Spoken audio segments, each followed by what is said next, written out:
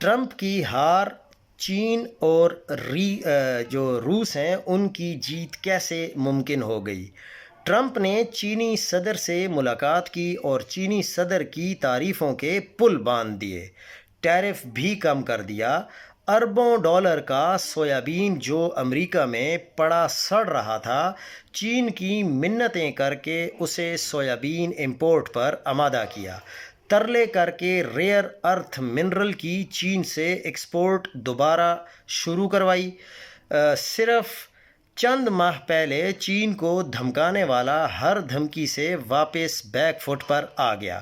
دوسری طرف چینی صدر ٹرمپ کی تعریف کے لیے ایک جملہ بھی نہیں بولے۔ یہی حال روس کے ساتھ ہوا۔